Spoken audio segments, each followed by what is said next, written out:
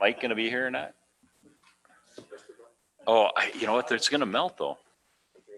Not right now. Okay. Yeah, here, Mark, take this. Okay, so did you talk to, is Mike and Mark? We don't know. Neither one of them said they weren't. Okay, well, we'll get started. Are you ready?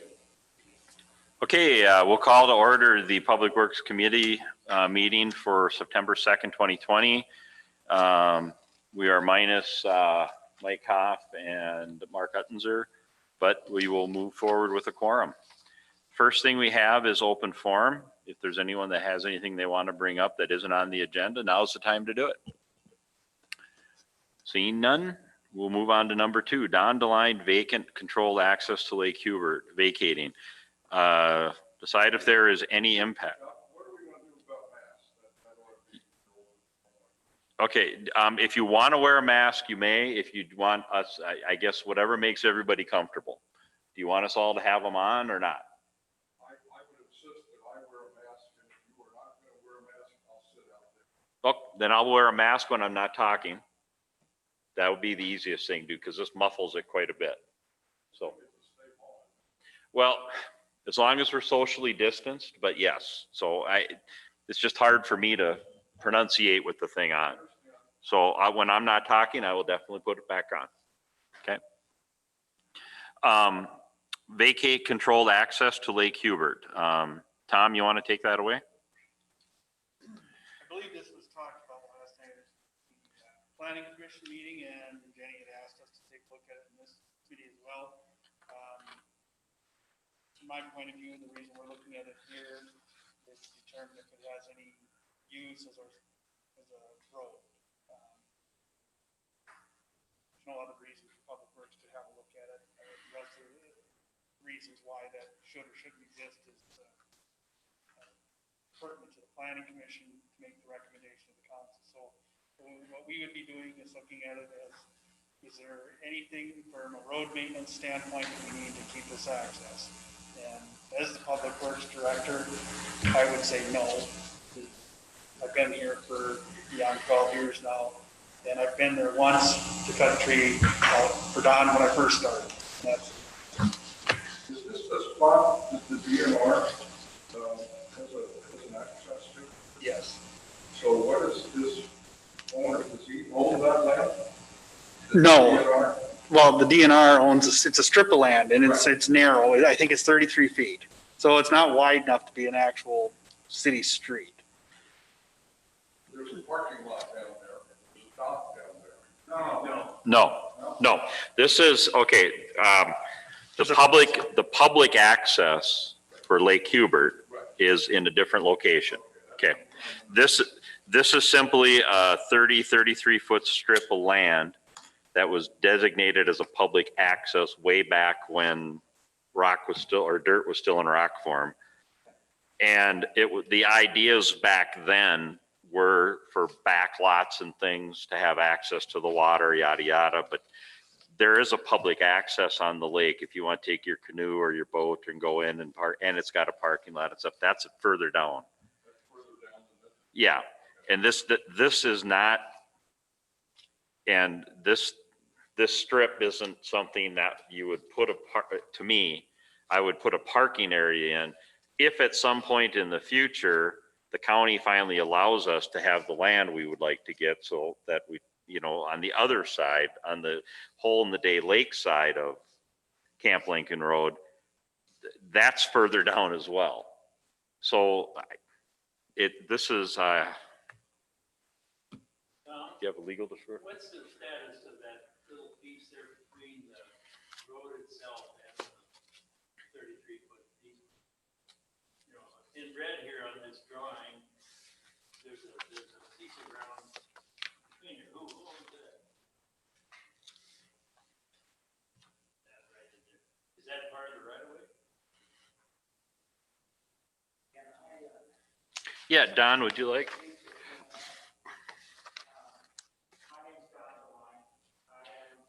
You want to turn that on? I'm just to the south of this strip of land. It's 33 feet wide. The neighbor to the north of there, Monica, wanted that square piece of land clarified as well. I don't know if you can hear me that well. If I just pull it down like this, I better.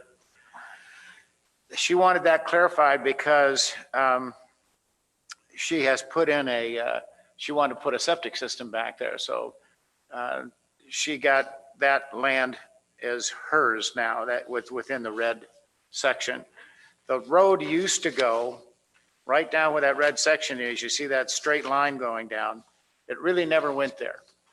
Actually, the road went off where you see Camp Lincoln Road. It was plotted to go down there, but it never did. And so the people who live along that area where the road is deviated, back in 2005, got a decision from the county court to actually plot the road where it is. We gave up land to put it out there, and the city gave us the land back for the old road. That happened in 2005. It never got filed. And thanks to Tom Pearson, this year, he finally got it completely ready to go back to court. And the next court date, you'll find that get filed. But it's been messing around now for about 15 years. At any rate, Ferncroft Commons is 33 feet apart. It has never had anything done to it. You're not going to pave it. I don't even think you can put gravel on it. But at any rate, I went down to the current landing, which is less than a half mile from this. And the turnaround area is 75 feet, which is twice as big as this thing. If you drove a car in there with a trailer on it, you couldn't turn it around without getting on somebody's land. It would be possible to put something walking down there, but quite frankly, I don't know why you'd want to do that. But it's been there forever.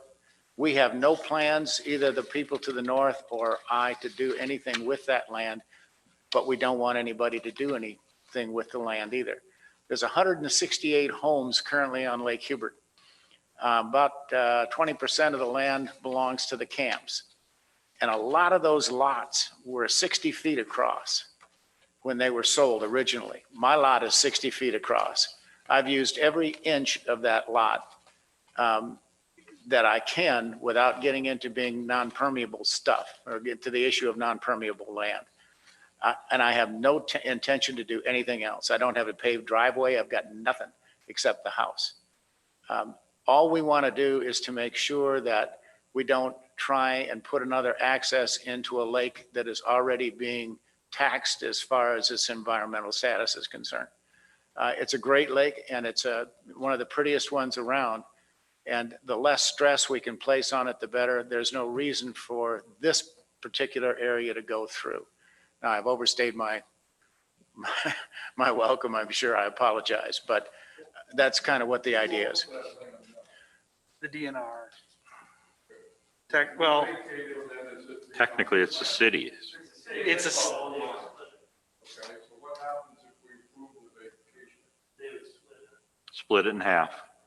Half would go to the north property owner, half would go to the south. I That's, still don't understand who owns that little piece to the west there, Ferncroft Commons. the red in red, No, just to the west of that. just all of that should have gone and will when they finally file this. I believe that goes to the people whose lots are there, because we gave up land beyond that to get the area where the road used to go. Okay, that's Monica, so that's Side of the road. Yeah. So Uh, this is I noticed, she owns this. there's some form of septic system or something. No, it doesn't. I think it's probably on your property, but it looked to me like it's actually in this Ferncroft Commons property. Is that true? I don't know where you're referring to, sir. Well, it's not shown on this map, but those two little squares there. Oh, those are two- You're on the line. Is that true? They're two movable sheds, yeah. Well, if you go west of there, there's a cracks sticking up out of the ground, which Yeah. looks like they're from a septic system. That's probably the end of my septic system, yeah. And I think that's on this Fern Trough Commons property. Could be. And then the other side, it looked to me like, when I looked at it, that driveway is actually both of you are using this property now, more or less. I'm not. Well, I am a little bit if that is my septic system and I've got just my shed apparently is a little over. I could move it back closer to the house if that was an issue, but, Not an issue, but my point is, you're both using it now. my neighbor actually has, Monica's not here right now, but Monica's driveway actually goes on Ferncroft Common, and I think that issue has already been taken up, and that was okayed. So her driveway is already on there. Yeah, So if this is added to your property, then will you be taxed for that extra 16 and a half feet? I would assume, yes. Yep. Right now, it's sitting there doing nothing. There's no tax revenue to it. There's nothing. It's just there. And that's fine. That's the way we'd like to keep it. One more big question, do they have to buy it from the city? No, I don't think so. No. I mean, the city could, try to sell it to them if they wanted, but the city could, try to assume assess a value to it, or, I mean, it's lakefront, isn't it? One corner. the closest thing to this that we've done recently that I can think of is, there's a resort off of St. Columbo that had one of these, Mhm. kind of. And I don't know that we charged anything there. I think we just let it go. These things are common. There are a lot of them around Flow Lake. They're 25 feet wide. Yeah. And the idea was there would be access to people on that. Well, as it turns out, people didn't really use them much, and a lot of times the people that live next to it more or less hid them or used them themselves. And I think DNRs probably has more to say than anybody on this. I would doubt it because the DNR is always, with Brittany, talking to Brittany about this, the DNR is always basically throwing it back into the city's lap. As well, what do you want to do with it? Because they don't, and they haven't gotten involved in the past. I do know I walked down to the lake there and there's an ice berm that's there from over the years and stuff.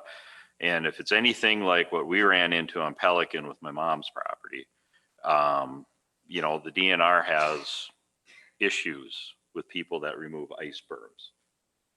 Even though they call it a historic berm, even though ours wasn't historic, but that was a whole nother story. So I don't know that there's anything that we would do for it. The one on St. Columbo Road, it's a little bit different in that the county was actually including that right away as the adjacent property owner's property and was taxing them accordingly for a period of time. And they found out they've been paying taxes on it for quite a while. So it was like, okay, well, did they get reimbursed for the additional taxes or whatever? And it was just, there's not like we're going to put a road down to like Gull Lake on Columbo. So it was just, let's just clean it up. And that's what we did. The DNR has been notified and they'll weigh in somewhere along the line in the process. I talked to a man just kind of off the record one time from DNR and he said, well, we don't usually give up land like that. And I said, why not? And he said, well, because some old man may want to walk his dog down there and watch a sunset. I said, I'm an old man. I got a dog and the property faces east. But that was kind of the end of the conversation, but I don't know what they'll say about this. I really don't. Yeah, I'm surprised that they don't have some kind of a policy, because there's been a lot of those over the years.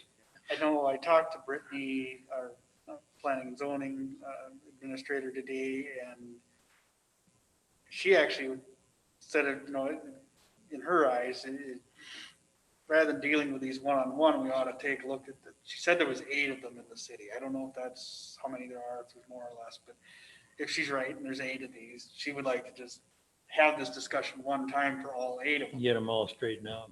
And I kind of agree with that. I mean, this is the second time we've had to do this that I can remember. And each time it gets kind of contentious because people feel like you're giving away something that has some value, yet it basically sits there and does nothing. Most people aren't aware it's even there. I think the tax part of it is important, you know. Might as well get it on the tax roll. Sure. Yeah. The only thing I wanted to tackle as far as this committee is concerned is, does it have any value as a road? Because I think all those other issues could be talked about at either the planning commission level or the city council.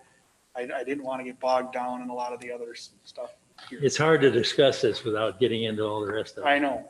And that's where I don't know, you know, you've asked some questions about other stuff related to this and I can't answer that because I Yeah. don't know. If, Your recommendation from a public works standpoint, what? Well, there's There's- nothing that we're gonna do with that from a roads standpoint.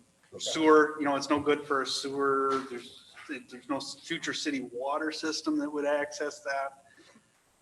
If it did it so far into the future, I don't know that it has any use to worry Been that about. way for 50 years already. Right.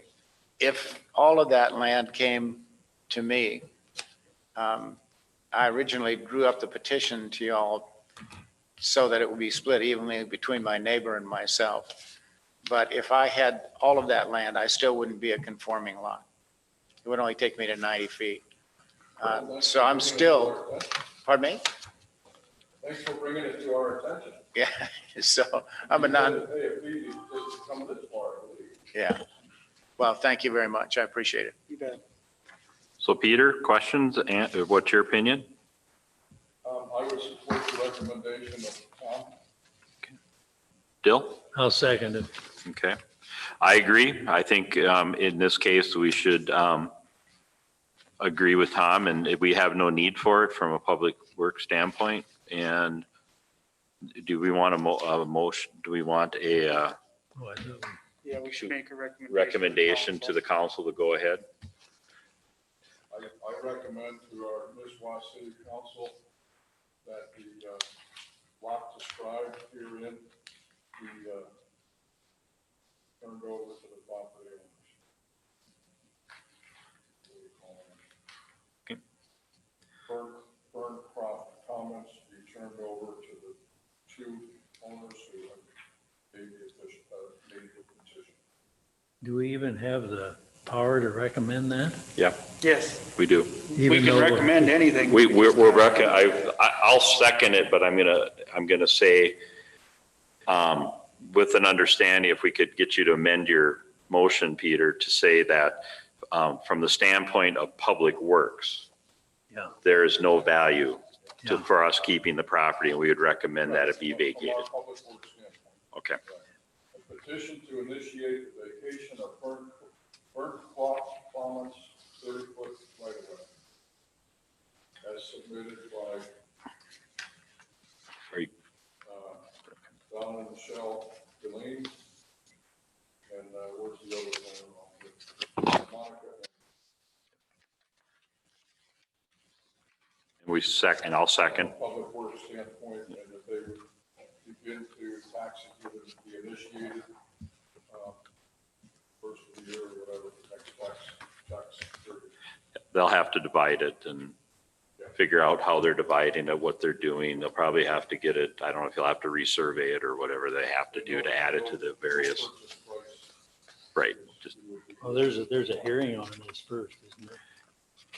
Yeah, it'll go back to, that our recommendation will go to Brittany basically, and then when planning and zoning makes their final decision, the whole thing will come, but then it's off, then we're done with our We're part. done, but there's a public hearing, isn't there? Yeah, I believe there is. I would have to ask There you. usually is on this stuff.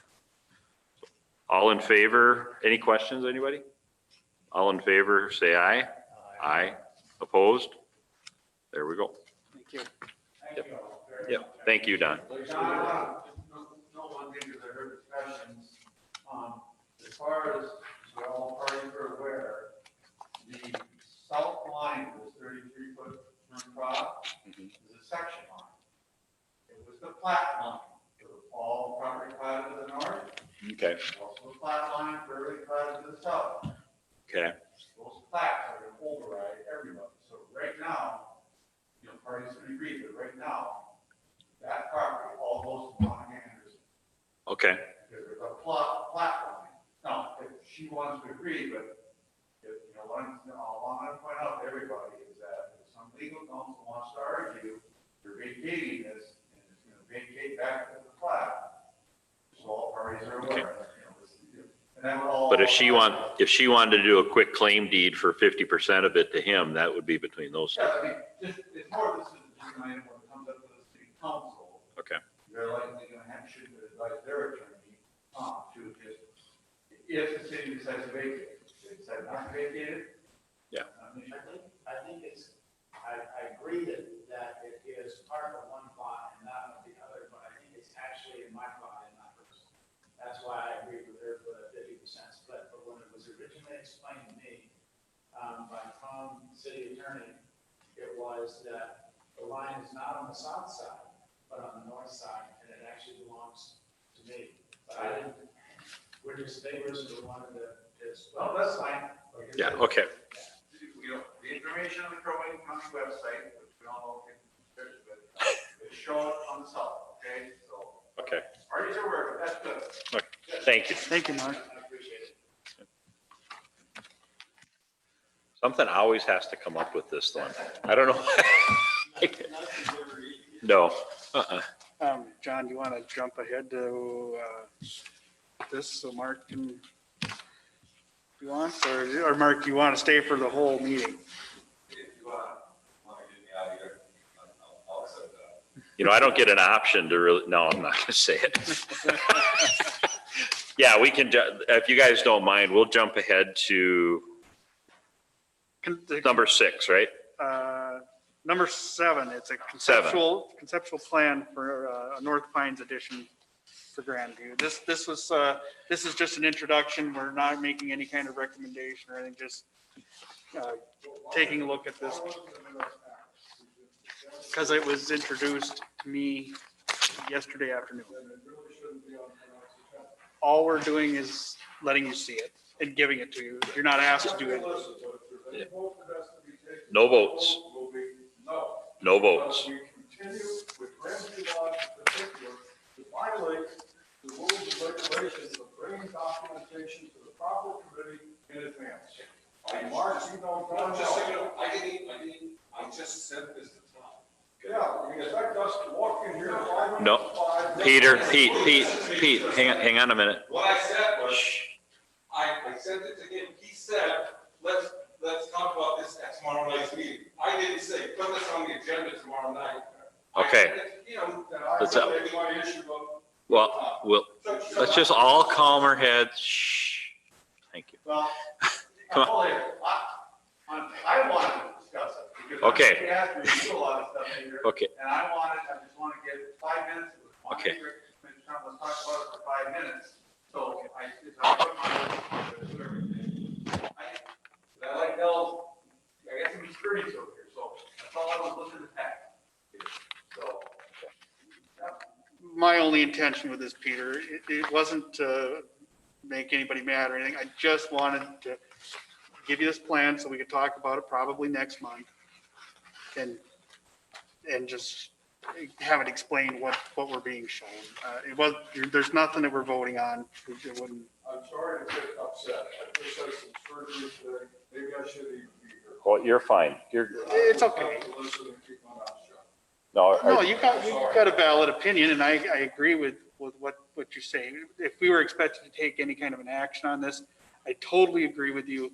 We would not have this on the agenda. This was really just an FYI more than anything.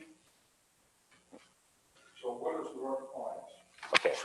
So, No Pines is a 27-unit development, land unit development. It's a common interest community. It's on city sewer, and we'll have 2 points of access onto Lower White Lake Road. It is, so the reason we're talking is. Can we get you up to a microphone, Mark, just so it's on, it records? Is it the same one that was going to have 60 units? Eventually, yeah, it was. And then when COVID hit and everything shut down, it all went to the back burner. So, Now it's back up and Part of it is back up. so what we did is we said we are just going to, we've changed it to be larger lots. It's all still on city sewer. So the two issues that really have to do with this public works, the way I see them, are the streets and the drainage. So, and we have sent this to Mr. Hallen, and I talked to him this again today, and we'll be in communication with he and with Westwood, who's doing the engineering, to make sure that it meets the standards. The roads were supposed to be drawn to city spec. And we have two connections to Lower Roy Lake Road, and then we have we have 27 units proposed to connect to the Nisswa City sewer system. So it's really about the road connections, making sure that this is a private road. So this will not be a city road or anything like that. It'll just be a private road in perpetuity. And then it will be that we have the two connections that we've had some discussion about. And this does still show, even with half as many lots, it still shows two connections to Lower Roy Lake Road. This is not a phased approach, so there's a phase one and a phase two. This is just one phase. We're not going to be bringing in more lots later. We have sliced off this into several outlots, one of which will contain the easement for the bike trail when it comes up Lower Roy Lake Road on the east side. We're donating a few thousand feet of right of way to this, to the bike trail. So we're making that provision for that in the outlot that runs along Lower Roy Lake Road. This accommodates the open space requirement from the previous zone. And it meets all, when it does come to planning and zoning, it meets everything. There's no variances or exceptions required. So this is just an entry so that we can, and Tom, you and I undoubtedly will spend some time on the road out there talking about where those connections are going to come in to the road. And Mark will be reviewing the city sewer design, as well as we ask for the city's input, and the city does put their stamp of approval eventually on the erosion control and the stormwater control. So it's another neighborhood, much like the ones we've done. This one will be, not that it matters for planning and zoning purposes, for public works purposes, but it will be more of a snowbird situation where there will be some people who will opt to live in here all summer, as opposed to a limitation on their personal use. We've been through that with the city attorney and the city and the planning and zoning, and we're going to handle that use through a conditional use, because it will need a conditional use and we will need a PUD. So that's just kind of it is at build out, it's a 27, so probably a $22 million build out, $21 million build out when all the homes are finished and furnished. So it's a significant development. And it looks as though there's a lot of people who are looking for something like this. So we've had a lot of interest in it, but we have decided to make it less dense, larger lots, nicer. So what size units are you talking about? we think they're going to be 1,400 to 2,200 square foot footprints. Is that sort of what's in that center part there? Those are a little smaller than that. Those footprints are more like they're all like 1,700 or 1,780 or something like that. The ones in that new area? Yeah. So, but it'll look like those on the outside. Some of those features, some of those same features. These will be there'll be an architectural control, so they'll look similar, but they won't look as similar as Fairway Pines looks. So just as you're talking to Tom over time, and he mentions that he's been out looking at the road connections here, or Mark has talked about he's been reviewing the plans. I wanted to show them to you just to introduce them to Tom primarily so you can see what we have in mind. So are you planning on renting them out or having the people, the owners rent them out? There will be limitations on the rentals. They won't be wide open rentals. The way Brittany and I have talked about it right now, we'll handle it with conditional use. So there'll be like maximum numbers of people allowed in the unit will be 8. More prime time will be week-long rentals minimum. And, you know, limitation on number of vehicles, limitation on, a lot of limitations, so that it'll be more like more compatible for a mixed use environment. So some people will be living there, some people will be renting there. A little bit more high-end finishes inside, and some other details that will make it a little higher end situation. We've got a lot, interestingly enough, our primary market right now that we've been running into is people coming off of the lake.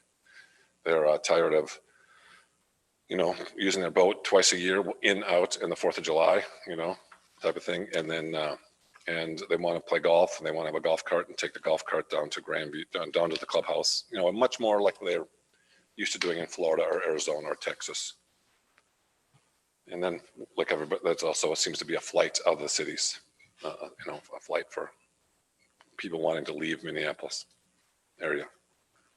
So that's all there is.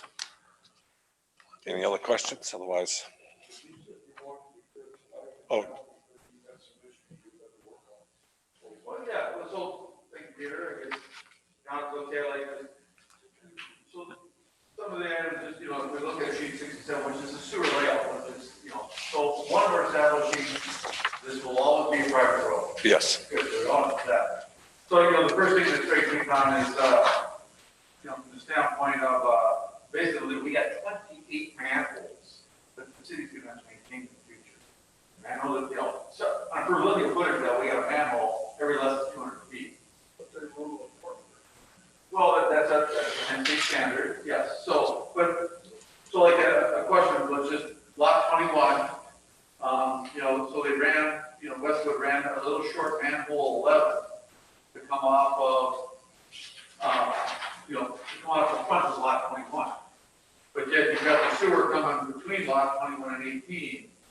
So I mean, you know, what's really the purpose of manhole 11 when you have plenty of linear footage and depth to run the service off of between manholes 9, 8, and 9 to serve lot 21.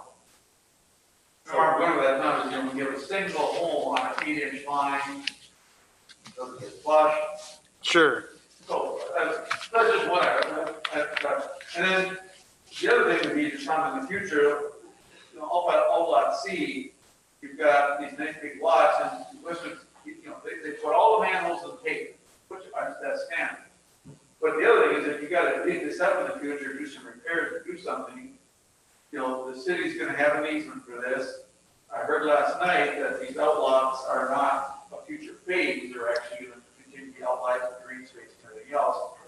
You know, do we slide the manholes and everything off the road a little bit? We can eliminate. We don't have to have so many manholes because we can have more straight runs.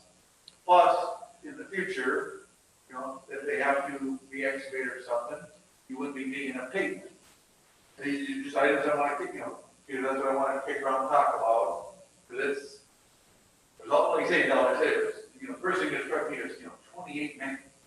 Because they're expensive too. I mean, they're right now you go to El Prairie, with the casting and everything else, you're looking at $4,500 to $5,000 for precast manhole. That's, you know, that's the prices you're going to get from contractors.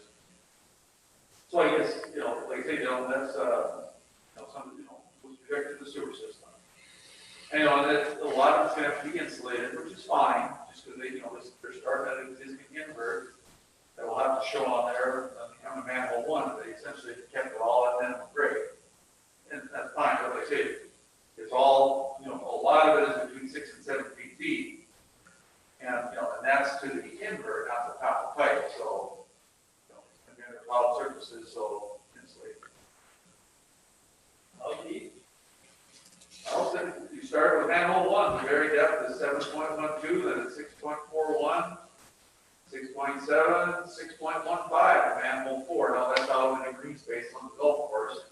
But then when you get up in, even into the underneath the road, you know, manhole 7 feet between lot 16, only 6.17 feet deep, less of the invert. So you're, you know, you got 5.5 feet of cover under the plowed surface.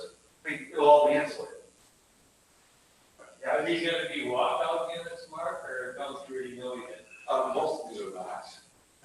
There's a few that are walkouts, but 90% of these are basement in them, but they won't be able to have finished, living space. Then there's no reason to create a new sewer.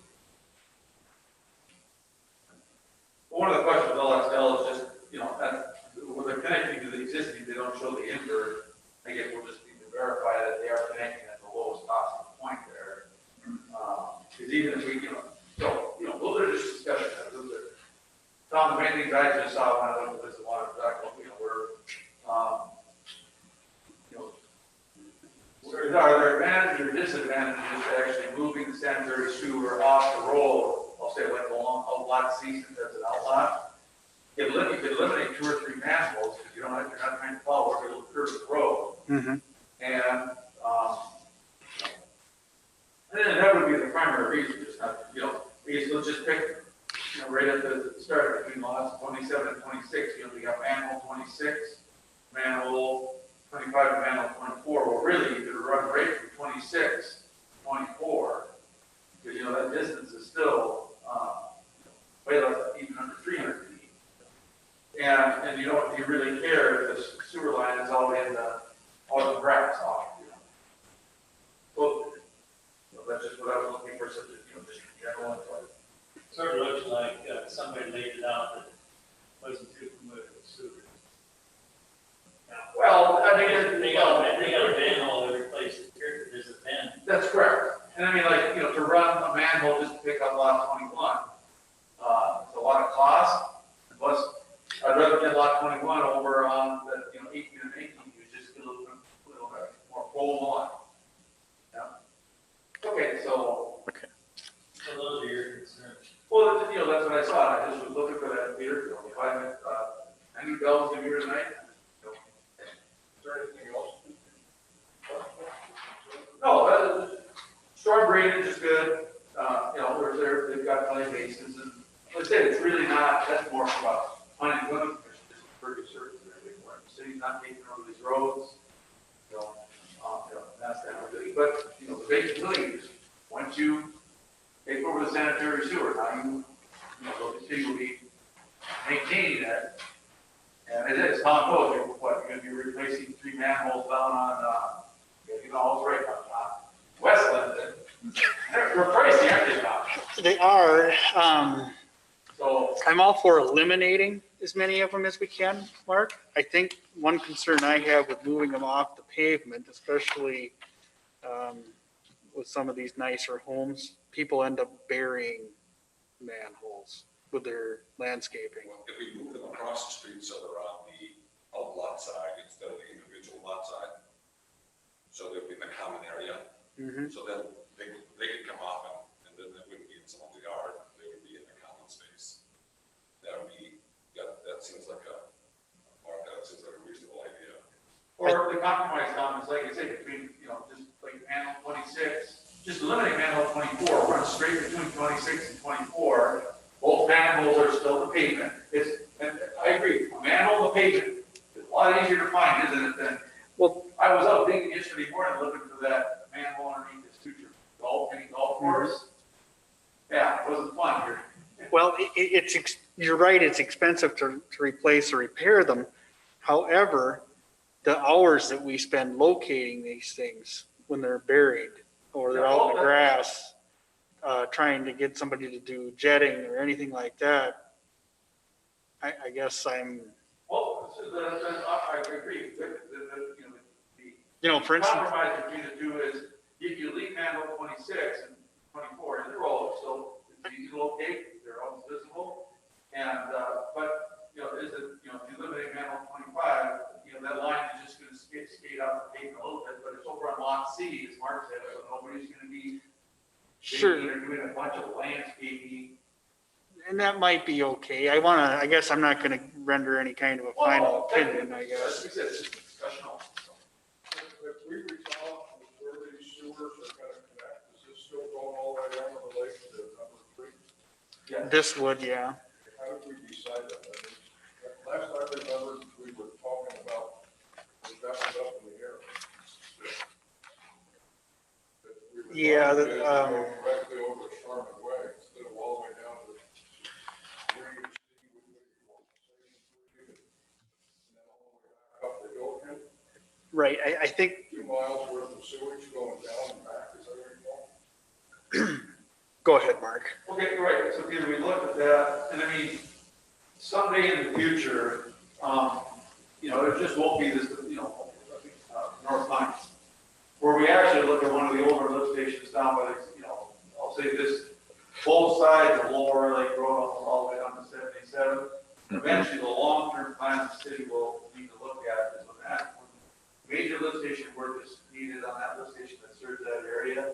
That would be the time the city will look at, do we now take that lift station and you know, take that up Lower Lake Road and across directly to the, you know, wastewater plant. With that said, Mark, I'm going to make a recommendation because this is something Jenny and I talked about. Not just that lift station, but all the remaining lift stations that we haven't recently rebuilt. Like we're about to rebuild number 3.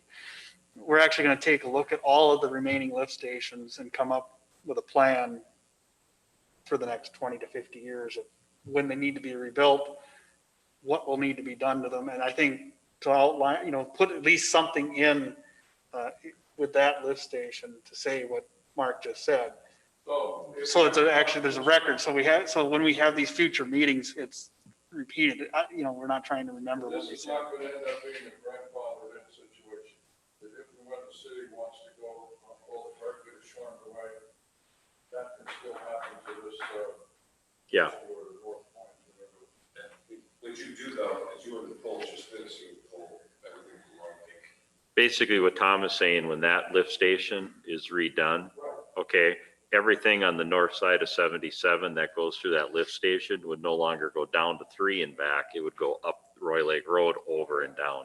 Yeah, Yeah. and I know we're jumping the gun here, so I'll bring it up next month. I want that way because that can and will happen. I think, One thing, though, that Not this this is where, grandfather did because this is what we said we would do in 2020. Right. Fine for 2020. once you use this layout, you're tied into it. I still think it's something that we look at running this right plan. You know, I don't personally think it's that big a deal. Maybe it is. It sure saved a lot of extra pumping over a lot of years. Has anybody laid out that direction?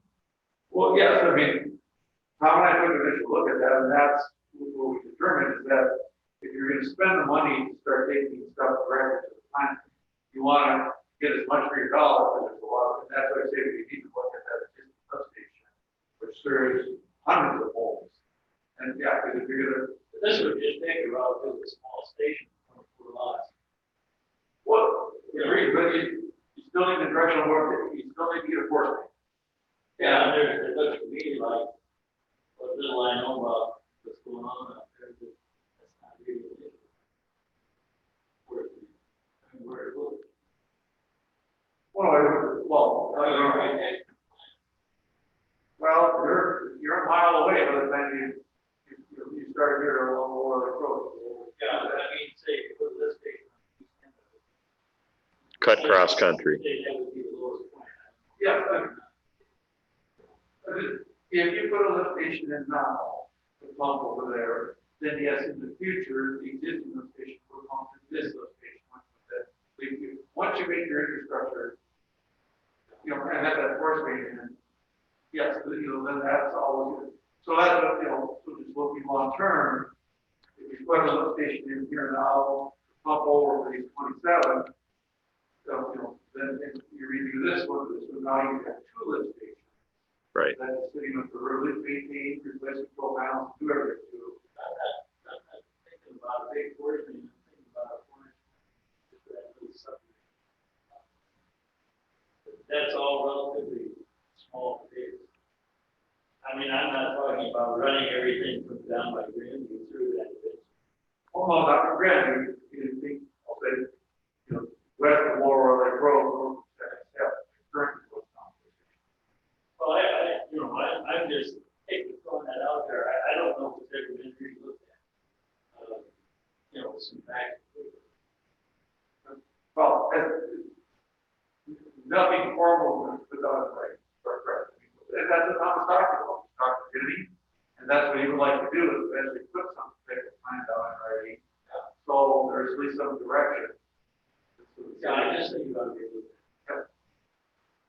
let's say that I'm referring to. Jenny would like to set something unexpected to look at. Just offering a preliminary discussion with Tom. I mean, we looked at this. It makes sense to look at when you do look at that one station. That would become a larger lift station than they could, pull a lot off lift station 3. Now, by taking this entire area, not just one.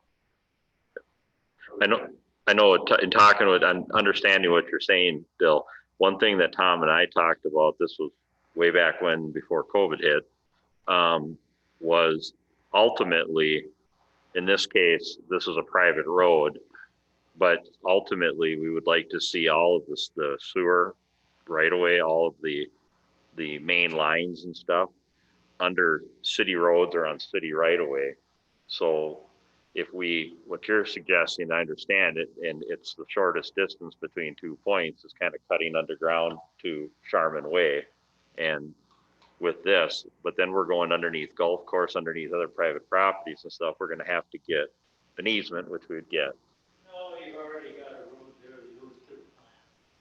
The only property you had to wonder would be if you go, and probably that would be where there's a T-box. But this is, because this is all south of the, this is all south of the lifts of the sewer plant. Yeah. Okay. So I'm confused. I'll talk to you later, because I'm easy to I might confuse. be all wet on this, but it's Well- meters, you gotta look at. Who bears the cost to connect these 27 units to the existing sewer? So then when we come along in the future years, when we say, it's time to connect differently onto a new and improved station at the end of all of that, the way then we pay that. Right, but realistically, the connection would be made not just for this development. But Central Pines, the garden, the golf villas, Roy Lake, all of that, you pick all of that up in the lift station. So this would feed into the existing system, which would be intercepted with along with all of other flow at Central. So it's not just this. So you couldn't, I mean, it would be unreasonable to take these 26 and make a separate connection to the new system, because it's already going to feed into the new system, the new routes, because you've never set up a system to pick up Lower Roy Lake Road if you didn't include all of Roy Lodge, all of West Pines, Eighth River Townhomes, probably in the clubhouse, golf of the Central. You would pick up all of that. That's the way it would flow. Along Roy Lake Road, there's Lower Roy Lake Road somewhere. I think we would use the one on Lodge Road, is where it would end up going. The one on Lodge Road, I think. Basically, I don't know that, that there would be a new lift station. I think we would upgrade the one on Lodge Road, is what I'm saying. When we have that. Right. And then this was going to flow into that. This fluid would flow into Roy Lodge and Lodge Road, Mhm. lift station. Is that down there by Long Pines there, down in the lower, Yes, down by whatever hole that is there? number 6, number 5 of the lakes. It's down there in the lower area there? Yeah. That's what this is. So you would upgrade that. Yeah, that lift station's already probably 15 years old or better. Quite 25, thank you. I wasn't sure if it was part of the original 91 system. But, eventually there's gonna need to be work just on pumps and guide rails and that kind of thing. Maybe by the time that needs to be done, if there's been more development, not just here on this Lower Roy portion. Part of this discussion we had the last time we talked about this was what happens down by, on South 371 on the old airport property. If anything down that way starts to develop and come up toward the lift station 3, that would probably drive this coming off of lift station 3's flow more than anything that's happening here on Lower Roy Lake Road. That's why it's difficult for you to come up with a study you're talking about, because you don't know where to go. We've tried to get people to give us some kind of preliminary concept, but, you know, it tips their hand, and so they don't want to do that. But I mean, really, it's tough to know.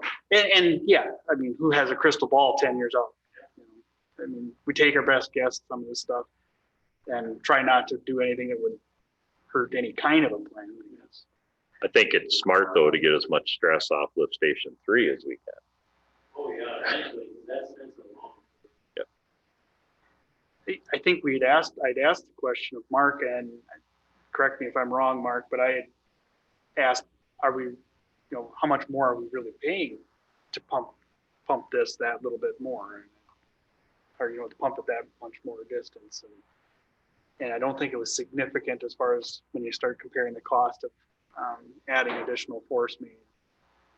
It just didn't make as much sense as I thought it would, because I'm with you. This, you know, at first, you know, to look at it just intuitively, you think, well, the straight line, you know, what's the shortest run between here and there? And Second force main, how long is it? Also, 1981.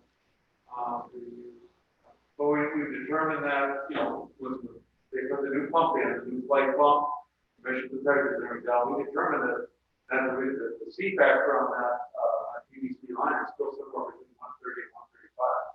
So it's in good shape. You know, it's not like it's got a bunch of problems and it's down at 100 or 110. So, but yeah, we did look at that as, and I guess, you know, because Tom, one thing we could do is, you know, at some meeting here, next, I'll say 4 months or whatever, you know, we would bring in the big sewer map. But, you know, I've got to say, we're going to pencil on it. You know, if everybody here just wants to be more informed, so if you with this concept developed, something that doesn't, you know, is the world that a new lift station goes in through the airport property that now pumps up or, and, you know, the one by the lodge ground, and essentially then from that point, there's a new 8 or 10-inch force main that goes to the plant, that those 3 lift stations go and share. And that's one thing, actually, he drew it up one day and said, depending on how the development comes, that may be actually the long-term solution. But it's hard to know. It's hard to know. It's nice, like I say, at least put it down here so somebody can go back and look at it 5 years, 10 years down the road. We have that plan now. No, it's not a formal plan. Discussion. Well, should that precede, going back to the road by the hotel, plan precede construction of these new, should the master plan for sewer precede the approval to construct these 27? Should the city's master plan? Right. it's a good question. I couldn't answer that. Granted that the road to the hotel, the 11,000. I think what I would do with that, Peter, is say it probably doesn't. I mean, I think we could probably allow this to proceed and still do the master plan or do them at the same time. But I don't want to be held to that. I want to actually look at this a little bit before I answer that question. I mean, in a scale of the globe, you know, the answer to this is the overall. Right. I really like to sometimes look at that whole system. Like saying, Yeah. you know, it's, you know, it's spread all over the area. And it's kind of a hodgepodge. Yeah. Mark, do you have a problem if Dill was to make an appointment with you? You guys could sit down and, I mean, if anybody wants to sit down with Tom and Martin, just look at the whole master thing. Yeah. We're going to have an offer for next month's meeting. I could be here at 4:30. If somebody wants to sit down at 4:35, let's look at it before. I'll be glad to do it. Perfect. And we can set that up. You don't have to have a plan. We have a map. The sewer map, the master map. We have a sewer overview map is what it's called. Yeah. So, It doesn't show anything future, it just shows what's existing today. right. That would be helpful, but I think they'd want to see that. Yeah, no, that's fair enough. I think it'd be interesting to also do the lots landowners as you know, over is probably going to do some development and get some work.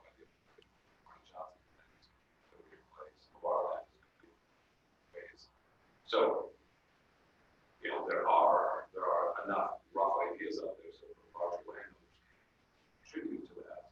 You can see where your potential flows, if you're talking 10 or 15 years, you can see where your potential flows are. Because it's not going to be infill one or two buildings that you can do. It's going to be what happens on the larger piece of the development property, or some of the apartment building, up here. I mean, But utilities also, and, you know, there are utilities there, that's where they built. Yeah. Sure, but You know, I mean, that's another. sure. Right. Infill, but The only fly in that ointment that I see, Mark, is when we were getting ready to build the sewer plant, we kind of had asked that question at a meeting, and I even asked the paper to, you know, hey, if you're a larger landowner developer in this area, you've got any thoughts or plans, let us know what we're gonna do. I think Grandview is really about the only one that gave us any solid information to go off of. It was. And the rest was just educated guesses. So I would love to have that kind of a meeting and at least get a, you know, this is what the picture looks like today. right. If someone just don't know enough about it, right, that's what we should drag it. Their plans or because they'll even yell at you when their plans don't work with the sewer because they didn't bother to get it. Right, and I think from my point of view, the problem I have is I know of these players that you're talking about, but I don't know them personally, you know, I would like to have that meeting. I know more about it than I should.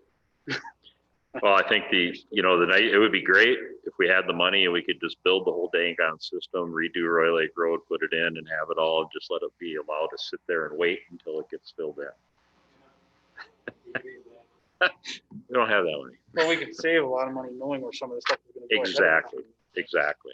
And it only benefits the people doing the development too, because Right. it keeps us from having And to Sewer this, rate to this increase. plan that we looked at, Peter, connection charge. whether the connections go out to Roy Lake Road from these 27 units, or they connect where they are, and stay connected that way, and go to that lift station on Lodge Road, they will then eventually end up going, hopefully, up Lower Roy Lake Road around, and we'll connect all that up. So it's still gonna go in the same place, it's just gonna connect down here instead of right off the intersection.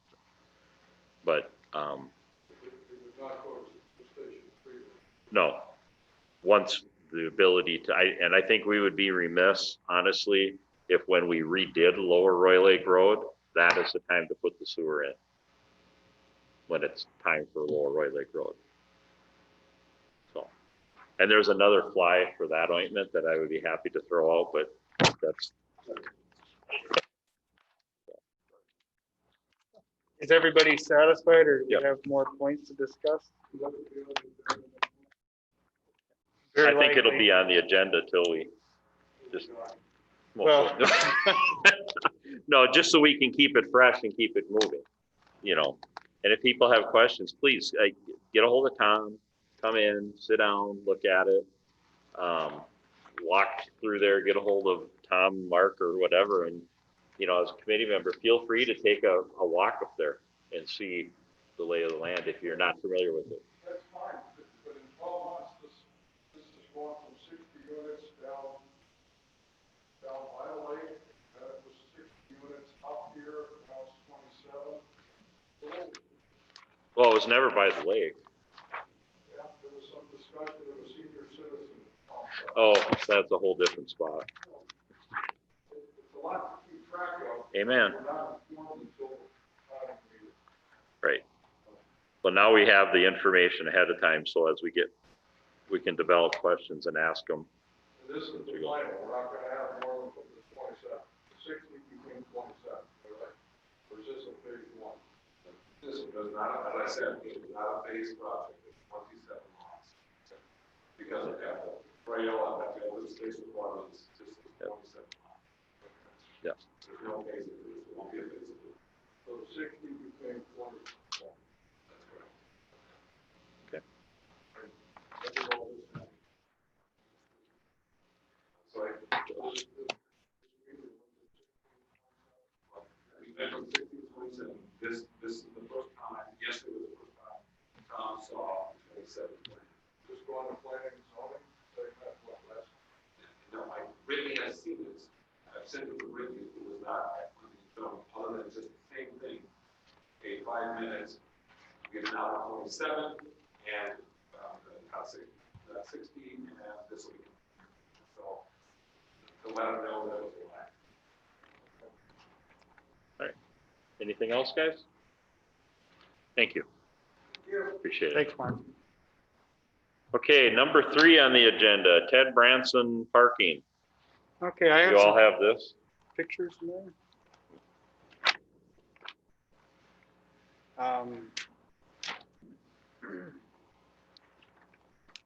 You made a package for Nope. I got one again. This gentleman stopped in to talk to me, this is pre-COVID, so it's been a while, so and I know Jenny called him and talked to him about this a few days ago. Basically, what he wants to do is, if you see where the cars are parked in front of this 46-degree north building, he wants to have a buffer strip so that those cars in front of his building would be pushed back more in line with the woods to water parking. Now, this buffer strip is something different that he told Jenny when he first was discussing the idea with me. He made it sound like he might be expanding the building actually out, but it sounds like all he's going to do is he wants to put like concrete bumpers in the parking spots so that they can't get up as close to the building. He wants to push the parking spots back so that they're in line with the woods to water. And he's just asking if that can be done. Now, a lot of that is more of a planning and zoning issue. Where we're concerned with that is road maintenance, road right-of-way issues. What I can speak to from my point of view for road maintenance is if those parking stalls were more in line with the woods to water, it'd be easier for me to plow, less asphalt for me to worry about. So from that standpoint, I think it would be a win for us. Moving it back would impact the turtle tracks slightly. They may have to shift that more towards the chamber building. There is a well where those benches are, close to woods to water, with a trash can and the there's a well right there, so it will never be totally wide open through there with that there. I don't have a lot of to go on here as far as what I don't know what I'm really asking you, other than does the committee see any issue with pushing that parking back toward the chamber? What is the legal status of that property right now? Parking? Is that right away? Or As I understand it, it belongs to Mr. Branson's. does it? Mm-hmm. But there's a prescriptive right that we've been maintaining.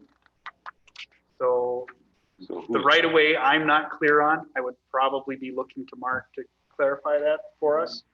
So that would be part of our discussion tonight, is probably asking Mark to clarify the right of way of that for us, if it can be. Well, just my own opinion. I think you'd be crazy to move that, because it just got to make it more congested than it is already.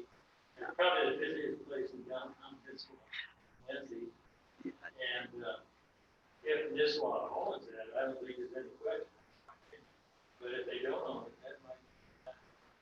Yeah, I'm not sure exactly what he's, other than he says they're crowding the store, and I don't know if it, because there's not enough room for people to walk in front of the cars. Mhm. Yeah, All of Main Street's the same way. It's parked right up to the posts on Main Street. that's true. And if, once you create that, let's say, dead zone between the end of the parking space and the posts or the sidewalk, Mhm. in the wintertime, who's maintaining that? Are they shoveling that clear? Obviously, On how it happened, I don't know, but we've been maintaining those parking spots for. Right. long as I know. and then if they say they're gonna do it and it just builds up and creates piles of snow there instead, it becomes a liability issue for people slipping and falling if they don't properly maintain it. It's a, Pile snow there, no, we cleared away. cleared away. Where it gets confusing, and you can't see it on this picture, is if you look toward the A&W, there's a strip that goes between these two buildings. Now, there's a private contractor that I believe that whoever owns A&W has hired. And they maintain that and the parking lot closer to Lakers Lane. So we don't maintain, the city doesn't maintain those. How that arrangement happened, I don't know.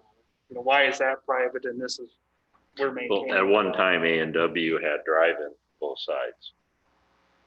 Before that became a solid building, that was just the awning that came out, and they had drive-in from both sides, like a standard A&W used to, the old one. So that's probably how that came about. Here's my question, we need an accurate right-of-way description, so we know we're in the right spot, because Lord always knows that the county isn't always right, and we're not always right, and the owners aren't always where they're supposed to be. Then if they own, if he does in fact own that, what's preventing him from doing it on his own without our permission if it's his property? It's illegal. That's why. You know, I think it's, and then Tom mentioned to me when we talked about it, when I first saw the agenda, if it is gonna be more congested, you're right, it's gonna be really congested. Do we make that a one-way street? And if it looks like moving the turtle track, the nice thing about having the turtle track there is boom, boom, you can block off both ends of the road and you have no traffic now with all those kids and pedestrians there. So it's really a nice place to have it. So. I would suggest we find the legal description of what it is. And if it's not his property, I would. I think, I mean, if we're gonna go off with the county CJS map, right? yeah, CIS or whatever the heck it is. We have a 33.16 foot easement or 3320.25, whatever. Looks like it's different on both ends. Welcome to Nisswa. Seems. So, you know, if that's accurate, Mark, I don't see it. in the yellow, That's out in the street, just not with the parking. right, but if it says it's 33.16 feet and then it has the dashed line that goes between where the yellow line's in, and then the red open, says open and it's red with the parking hashes there. Assuming that 33.25 foot easement is all we have, then the property in question, what he's asking to do would be his property. We wouldn't be able, you know, in downtown business, let's just take it the next step. If he wanted to expand his building, there's no setback. He could build right out to the edge of his property.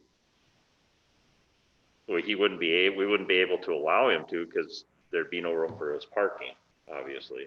You got to keep the road open. So I don't know, he'd be able to come out as wide as the building to the north there. I can't remember, what's the name of it, Tom? woods to water. Woods to Water. Well, there again, what Tom said, I don't know what the crazy, Prescriptive, right? I mean, I don't know what that means as far as what the city puts on. I'm not entirely sure. I know that we've been maintaining it as a city street because the road is there and has been there for such a long time, it Sort of like almost adverse possession. kind of, the attorney would have to describe that. I know prescriptive easement, correct me, Mark, if I'm wrong, or Tom, or Dill, or somebody. But a prescriptive easement is, that's where the road's always been. It's been recognized as always being there, so then when we go to relay it back now, we're not making it wider, we're not changing anything, we're just gonna put it back where it is. Say a Mission Road or something. And if we're in fact a little bit over or under someplace, it's just, this is where it's always been, correct? But in this case where it's always been, it's not. I think there's even some of that on Main Street. You know, Oh, yeah. the properties on the east side, Mhm. their ownership actually extends out into the street, or it did. And on Martin's, for example, her property ends right at the edge of her door or of the wall of the building. So that's our sidewalk. On the other side, it's their sidewalk. Now, this easement to the village of this one, the way I see that, nothing to do with this piece of Correct. it's already there. Mhm. So there's no easement that I can see formally where that red is.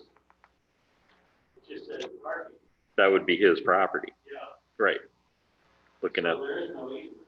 right. So he doesn't even need permission to do it. I guess, thank you for asking. Because this was used that for all these years. Yeah, I had her possession. I think he's saying that the entire street belongs to him, and he's gonna, Oh, really? I think so. Because you see how it's an easement to the city, to the village of Nisswa. But I think he's the one who, you know, it's included with his building. That's why it's all outlined in yellow. I think he actually owns the whole thing.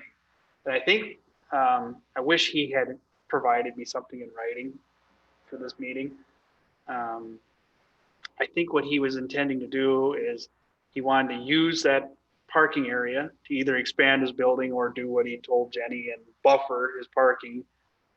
And then he would, I thought he said he might deed this over to the city.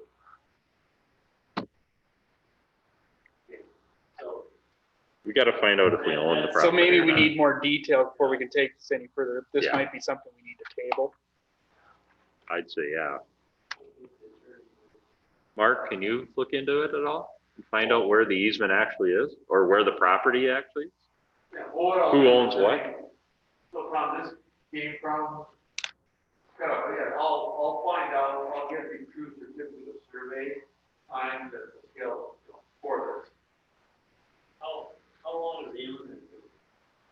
I don't know. He must have just bought that Buy that? this year, or maybe a year ago. Yeah, so that's what I'm getting at. So it's got to be on file somewhere. He knew what he had when he bought it. You know, it's not like this is something else that's under his mind. I think it's illegal. Might be right.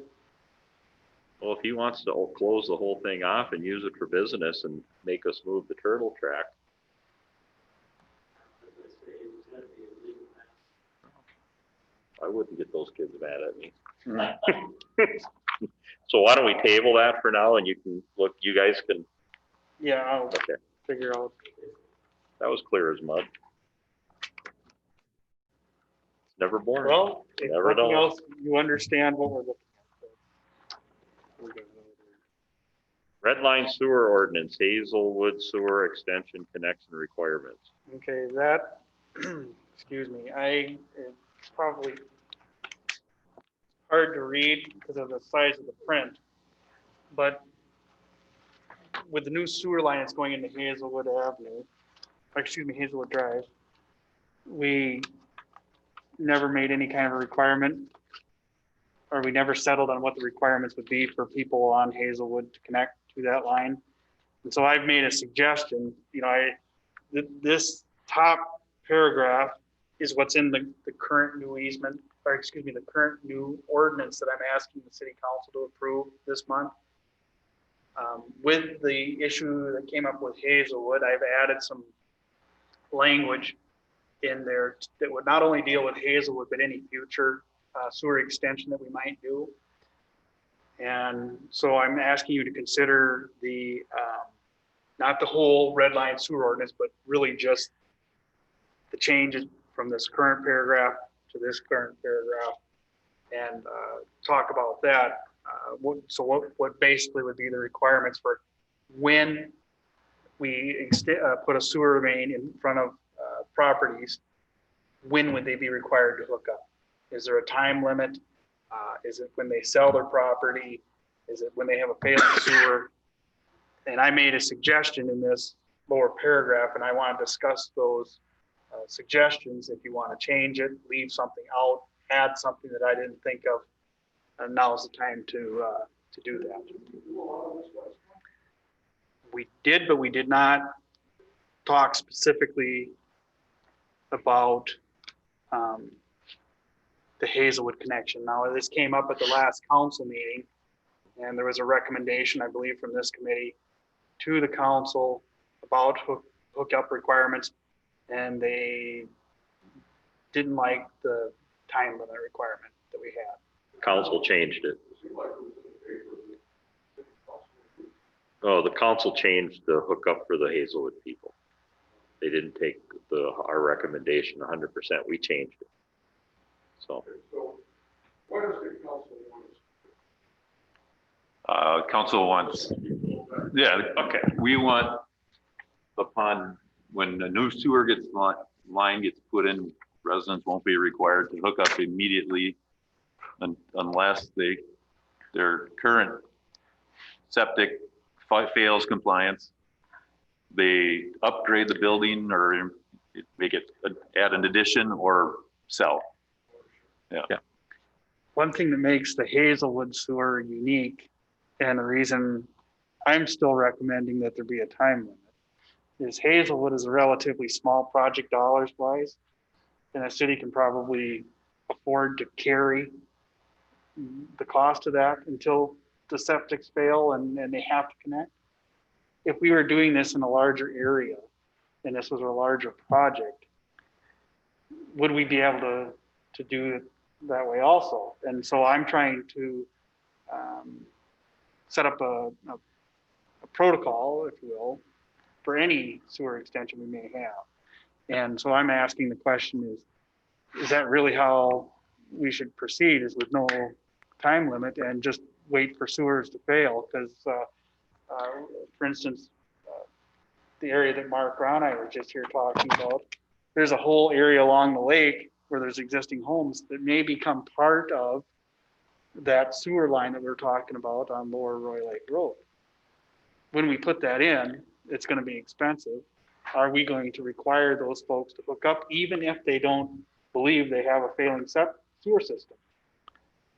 Now, one of the sewers, for instance, that I can think of off the top of my head, and I won't say who it is, on Hazelwood, I don't believe that the sewer is compliant. But The septic isn't compliant. the septic isn't compliant. But we don't have any thing that makes so I can go and say, no, that's not compliant, you have to connect now. One of the problem with Hazelwood, Pete, and the reason Hazelwood is different than the others is the city, and I put that flat on the city council. We failed to advise people to be notified in a timely manner. Okay. In retrospect, and again, this is a failure from the council position, or, we need to look at, for example, we have a city road bond. Within that city road bond timeframe, 5 years, we're going to do X number of roads. If your road is named in that road bond, we should be communicating with those people right now and saying, okay, here's the deal. This is a list of things that could happen when your road is redone. Okay. And here's what you do. You go to the city website, you hook up for notifications. Anytime something is put on the website pursuant to roads, streets, sewer, P&Z, whatever, you're going to get a notification. Hey, this is up. They can go and look at it. They have no reason not to be informed then. We didn't do our job right with respect to the Hazelwood properties. Now, there are properties down there. One I know very well, can't wait to get hooked up. he is non-compliant. And I'll name it. I mean, it's the Turner Building where they have you guys on P and Z granted them the, basically the holding tank. And what Mark had said to me was, I want to hook up to sewer, but I don't want to have to put a drain field in. So, well, it's going to be here. You're going to be able to do it. So he can spend the same amount of money to hook up, well, a little more, but he'll be hooked up to sewer. Others,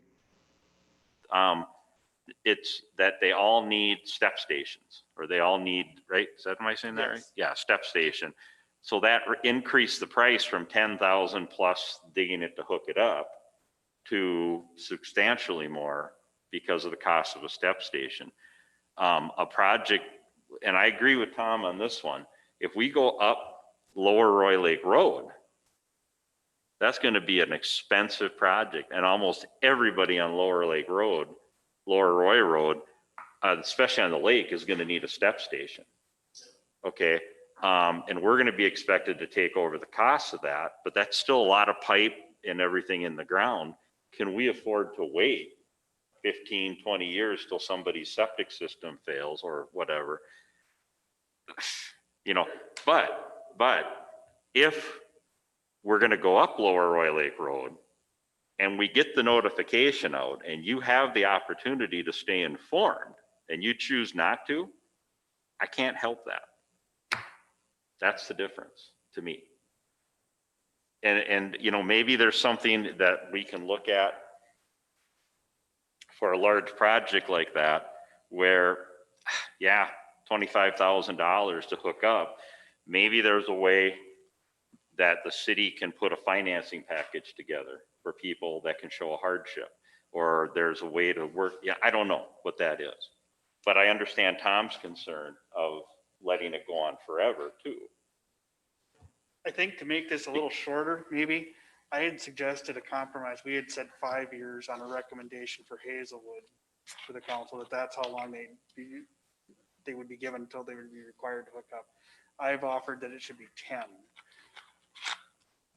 I would hope that that language would be okay for any other development going forward, and that maybe in the case of the Hazelwood extension, the council would recognize that as a variance from the ordinance, if that's the correct terminology.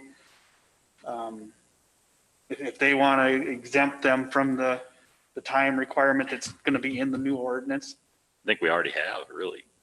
You have, but I don't know that it was passed. I think because there had to be a hearing with that.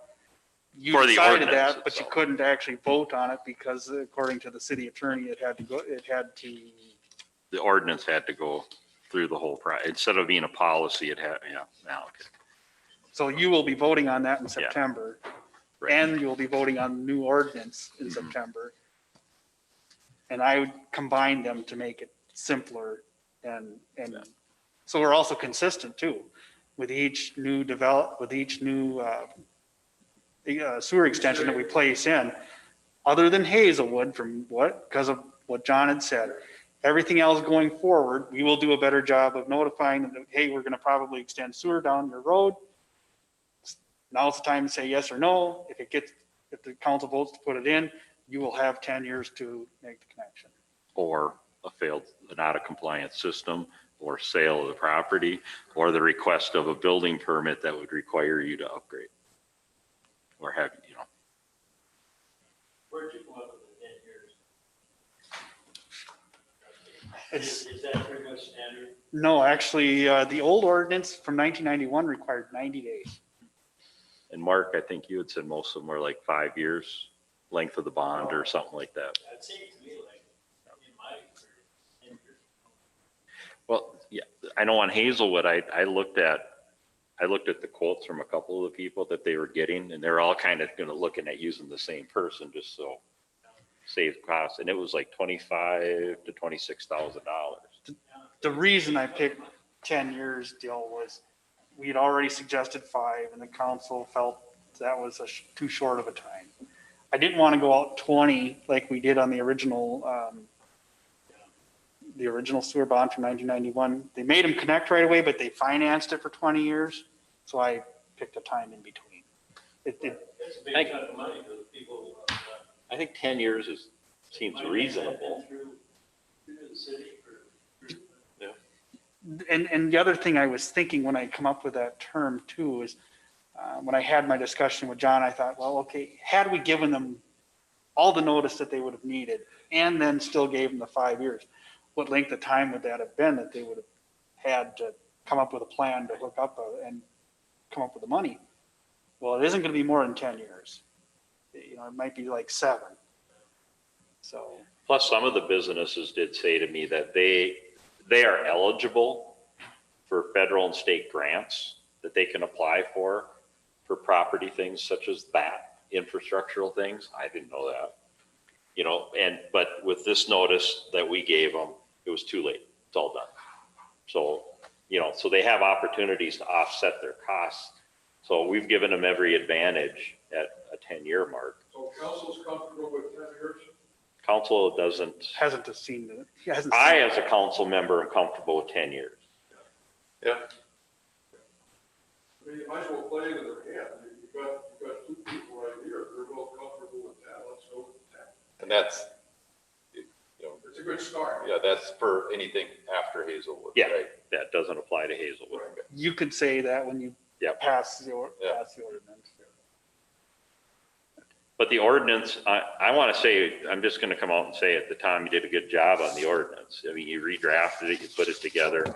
I actually read through the doggone thing.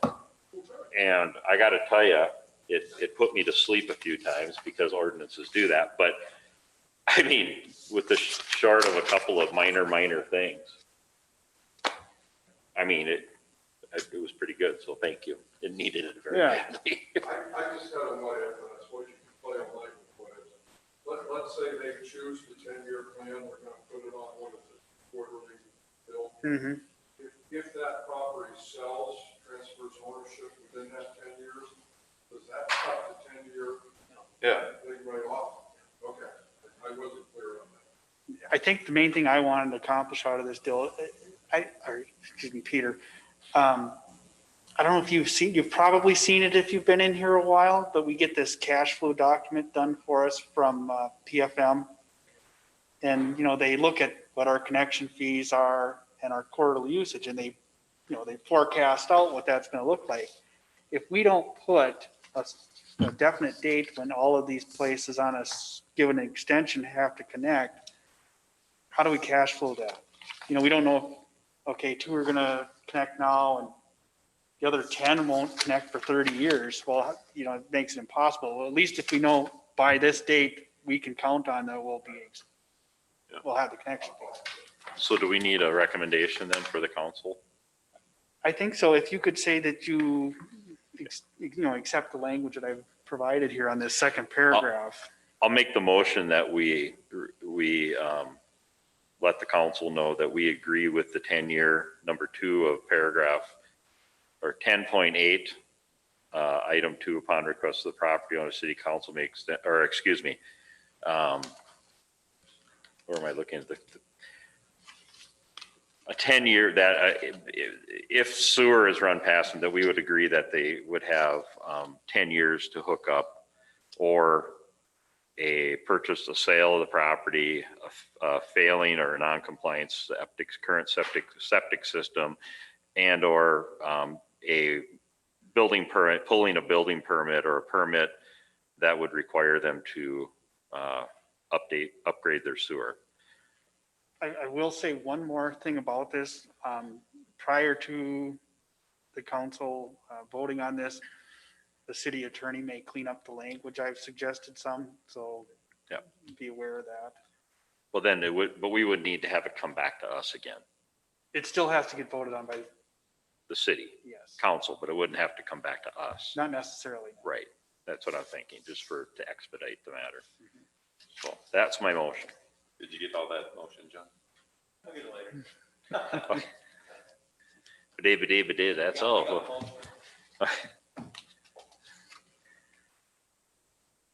I'll second it, I guess. Any other questions? All those in favor say aye. Aye. Opposed? Passed. Thank you. Then we have Wolf Chase streetlights. I think we tabled this at the last meeting, if I'm not mistaken. I think it's just mostly because we had so much going on, we didn't feel that we could tackle this particular item. But we had looked at this, I thought maybe I wrote it into here, but basically, I think we looked at this like last May. And at that time, this body wanted a policy not only that would pertain to Wolf Chase, but again, any development that may want to add streetlights going forward so that we were consistent. And so that's what this is a policy and procedure for addition of street lighting. I don't know if you've reviewed this at all, if you have any questions on the policy itself. Trying to think of some highlights that are in here.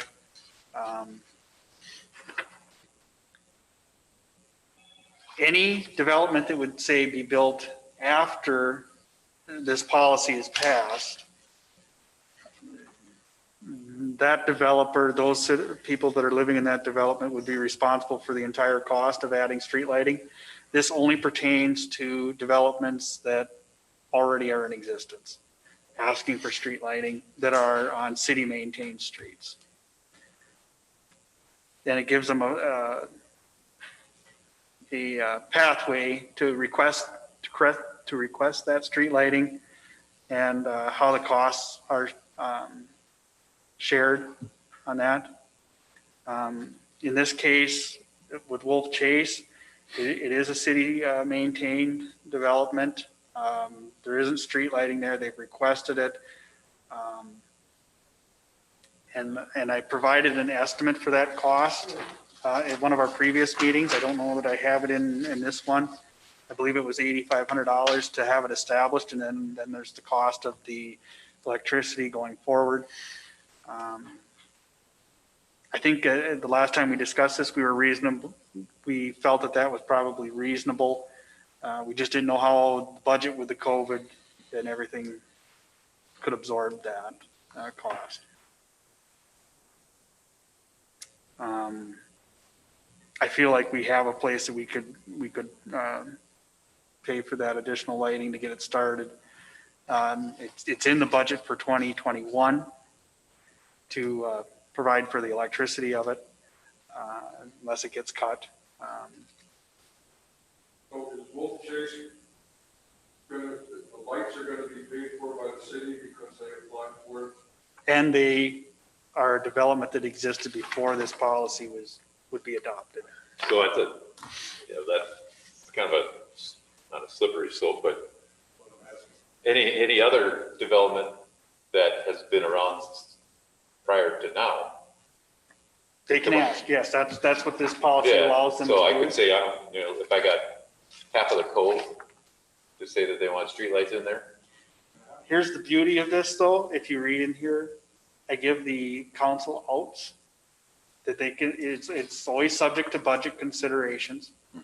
So if we had a tough year with something like this COVID and, we have no reasonable reason to say no, other than we just can't afford it, that's good enough. You can pretty much say no for any reason, but it does allow any neighborhood that wants lighting to request it, and it gives the city council a consistent way to consider it. I think you're gonna have trouble from a legal standpoint with number 16. Amen. Yeah. You're But- gonna have racial bias coming into it at some point. Somebody will find a reason where 16 violates their rights.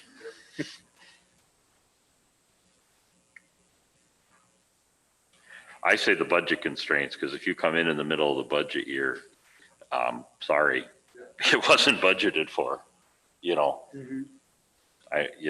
again,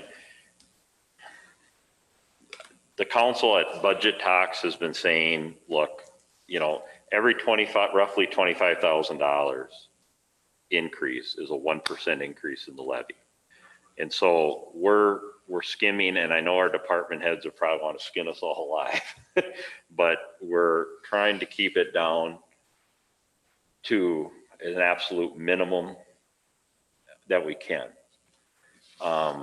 And so, $8,500, if there's, the electricity really isn't that much. The power company, was that Crowing? Minnesota. And Minnesota Power has the right to dictate what type of light we get. Do we get a mercury vapor, high pressure sodium, or is it LED or whatever? So we're kind of, they have that, so. How many potential ones are there that are in existence right now? That might have lights? I don't know for sure, but I will say this. This is the only development that's requested streetlights be added since I've been here. That's 13 years now, so. How about the one out east, the one that, or That would be that's it. subdivision in this one? That's a potential second one. That's the Off second of one. 18, No, that's not what Chase says. No, the Pine Trail. no, the one that's just east of town on 18. What do they call that? Pine Trails or something. Pine Trail Homes. At any rate, they don't have lights. I don't think so. It's kind of funny because most neighborhoods, most individuals anyway, that I've talked to about streetlights don't want them. They think it's no light pollution. Yep. So this actually caught me off guard when they asked for these to be installed. The only place we've added them up till now was intersections off of 371. And there's a safety concern. So, And the nice thing with the policy, it's only city maintained streets. So, the other thing I've outlined in here, if you've noticed, is back when we were doing the Main Street project and we were looking at the Grand Main Street project, there was a request for decorative street lighting. Anything that isn't standard street lighting is issued by the power company, so it's inexpensive, reasonable.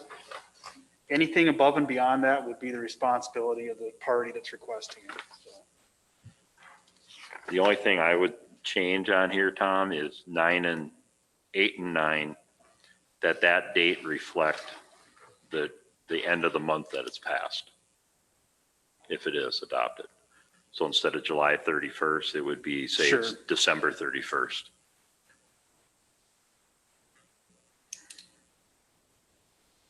Because otherwise somebody will say, well, why didn't we pick 1989?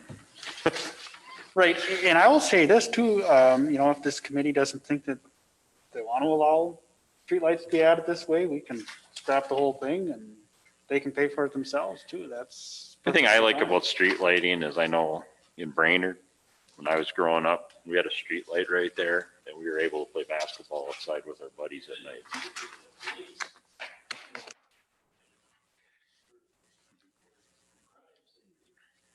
Folks that requested this said that they, they're going into the fall, they're out walking and there's some areas that are pretty dark back there, which is probably true. It is. I went back there at night, but Under 10, you might want to use a little different terminology. You can get that from our certified public engineer / firm. You probably want to rephrase that a little bit. Mark will tell you what they call themselves. Oh, Have the name of the firm. Just say a qualified firm or whatever. Engineering plan submitted by a, yes, there you go, Peter, license. Engineered by a licensed engineer or something like that. So it's more applicable. sure. So Woodsmith says he's the only one. A licensed engineer. Well, you should say engineer versus, I'm being a little facetious, but I've sat on a team about lake plan for 16 years. It's amazing when I see surveyors submitting sometimes. No, that's not what you went to school for. okay. That's just real minor, but I think that's not the normal.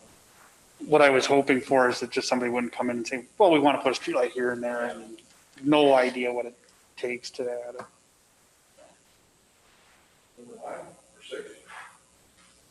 Number 6, okay, I scratched this one last week or last meeting because we were running over on time. I'm just going to be real brief on it. Can we back up for just a second, John? Yeah. Are we going to recommend this to the city council, or do we want to see this revised first? And then come and look at it again before we make the recommendation? We could move to recommend it with the asked changes or whatever. I don't know if there's any rush on it. I mean, it's Yeah. been over a year since we started looking at this, Well, so. let's get rid of it. Another 2, 3, you want to get rid of Then it? let's get done with it. I'll move to recommend the policy and procedure for the addition of street lighting as we've amended through the process. Okay. I'll second it. All those in favor, any questions? All those in favor, say aye. Aye. Aye. Opposed? Carried. Thank you. Number 6, I don't want to really get into a big discussion about this at all tonight. I want everybody to put their hat on, start thinking about stuff. And Peter, this is going to fall straight to you and Dill and things that you guys have brought up in the past. Okay. We expect, as a council member, but as a citizen, I expect staff to be prepared. And with Grandview, it was plain and obvious that we were not prepared when they brought their big plan to us. And you were on the planning and zoning board at the time. And I think that we kind of got things we were taken advantage of. We weren't prepared. We were under the gun. We had a lot of things happening. So in the interest of making staff's life easier and actually putting together a coherent plan for the future for every council or commission coming after us, I want people to start thinking about, future maps, future roads. What do we need to do? The one I bring up to Tom and brought up to him, and where I'm going with this is there is going to be a point in time when North and South Smiley Road are no longer going to be able to come out where it's at. We have zero choice. It will be a decision made by the state or by the county. And we all know about how much input or how much lead time either one likes to give us. So I just want people to think, okay, what do you see? What do we do? I mentioned this to Jenny as well as Tom. For example, we know or have a pretty good reason to believe that behind the new bank, that is where a road will come out. The county has voiced interest at some day in the future, putting in a roundabout there, and then the road will go behind Schaefer's. My question to Jenny was this: why don't we if we're gonna do it, let's look at it, put it together, buy the land now. I'm not telling the businesses they have to leave, but why can't we buy the land now when, say, money's cheaper for us to borrow and the price of land is what it is? Because if we wait 15, 20 years, or if we wait 5 years and all of a sudden 2 years down the road, they decide, no, you got to do it now, where are we sitting? So that's the kind of thought process I want to put in it. I can't go to the owner of the airport property and tell him, you will tell us what you're going to do with this. I mean, that's not even fair. I wouldn't even think of doing that. But anticipating some of this stuff to a point is possible. And, if it's commercial, how much are they going to be able to get in there? What would they be able to even get in there? That kind of stuff. And if we want to direct staff to look at that stuff, they can say, well, yeah, ballpark, you might have another 100 connections to your sewer. Okay. So you start, because you never know when anyone's going to do anything. May never even happen. That's what this is about. I just want people to think about that stuff. You guys have ideas, people, if you hear somebody saying we're going to build a retirement center over behind the boat museum down here, bam, we don't have sewer over there. Now what are we going to do? So that's what that's about. So just guys, kick it around, think about stuff, bring it up. I appreciate your knowledge, the engineering, the planning and zoning and that. How would we, piece it together? So we can give staff some direction on things to look at. So Tom can budget, Tom can say, if we can kind of look at stuff like that. What does this one have for comprehensive? Our comprehensive plan is very basic in that it says we want to, for example, have affordable housing, whatever that term means anymore. Well, great. We want, do you want multifamily housing? Do you want single-family housing? It's all, I've read the comp plan a couple times, another good one to put you to sleep at night sometimes. But I've read the comp plan a couple times, and what's affordable housing? You know, what do we want to have in town? What do the people not want to have in town? You know, do you want, do you want 3, 4, 5-story apartment complexes in town? Do you, I mean, what do the people want? And that's been our biggest challenge, is getting people to actually give input. But the comp plan addresses it. We could actually get copies of the comp plan to everybody if you want it. And there's a 5, it's broken into years. So a 5-year plan, 10-year plan, et cetera. And one of the things the council decided, I think, Mike, this might've been just before you got on, was that we can't just shelve the comp plan. Got to keep it off the shelf, update it annually or biannually, and look at it, and are we living up to it or not? If we're not going to use it, yeah, if we're not going to use it, then get rid of it. You know, yeah. Jonathan, can we get copies of the comp plan to? Yeah. Great, thank you. So okay, so that's all that's about. Just so, because I don't, I don't disagree with anything you're saying. I think it's a much broader ask, though. it is. It's all departments and all. Yep. And council and everything. I think Yeah. every department head should be asked to do the same. Yeah. And every council member should throw their information in there. All board members from Park to P and Z and everything. Because one of the things that I hear on and off from council members, even past and present, is, well, why didn't we do this, or why didn't we do that, or I don't know why they didn't recommend this. And my answer to them is, okay, well, who directed them to do it? So that's kind of the council's job, but we need your guys' input too. You got 5 people up there. That doesn't mean they know everything. It just means they got the most votes. Some think they do. I do. Well, Mike, yeah, there's an exception to every rule. I've said we're not worthy. One thought, John, is maybe look at a one-day retreat for all the department heads together, led by somebody that's skilled in drawing out the types of things that you're bringing up. And There are such people. Yeah. Sourcewell does that. yeah. Sourcewell does it over in Staples. Yeah. And there's Yeah.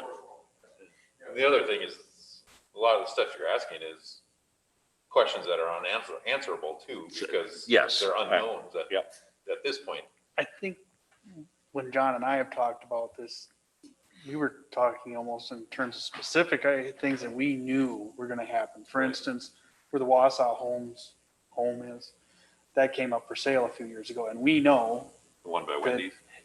Hazelwood, if it ever connects to 77, that's where it's going, is right through there, because then it's in line with the road heading out into the airport. Yeah. Well, had that been on a map somewhere that our planning commission could use and our city council could use, said this is likely going to need to be a road right of way through here. You could have, right, we could have either bought it cheaper or not allowed them to remodel the building, or, done something to maybe take that roadway into consideration. It would make it cheaper for the Yeah. city. It came up when that building was for sale. And I think that city council said no. Yeah.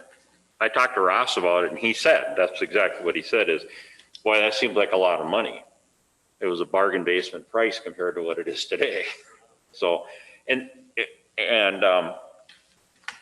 sometimes council members like to say, well, we'll cross that bridge when you get there. But now that's a perfect example where a department head can come in and say, if you're thinking about those things, okay, this is what happens when you do it that way. Well, it's also a good document to, Mark Ronnie was talking about all these larger property owners. If we had a document like that, said, we think the road will likely have to come through here, then they would consider that when they're having their plans drawn up, hopefully. Right. Then we can avoid some confrontation and some discussion time, because they will have considered that roadway or that sewer line. Or when they perhaps think- their roadway or their roads can be, if we could work together. For example, Schaefer's eventually will develop. Eventually Schaefer's is going to develop behind them. They own all that. And Teddy had talked to me a little bit about it. And I said, well, that's when we bring this road in, it goes all the way down. It's going to go around Gull Dam Brewery and it's going to connect down there to where it's already stubbed in.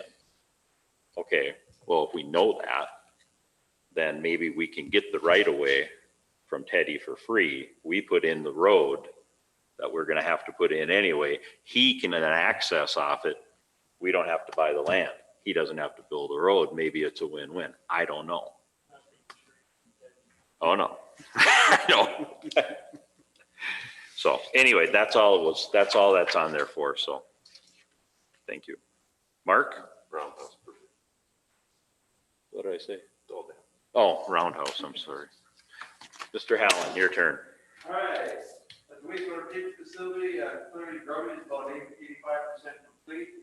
They're actually in the third week, earth moving has started, they got about 10% done. This morning, the contractor actually moving screening bait equipment. I got the traffic full about 7 this morning out on Lower Red Lake Road, they're back out. So I did something today,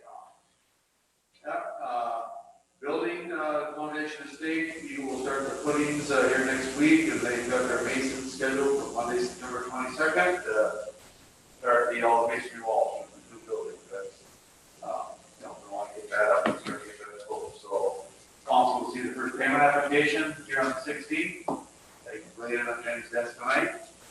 So it's underway. Good.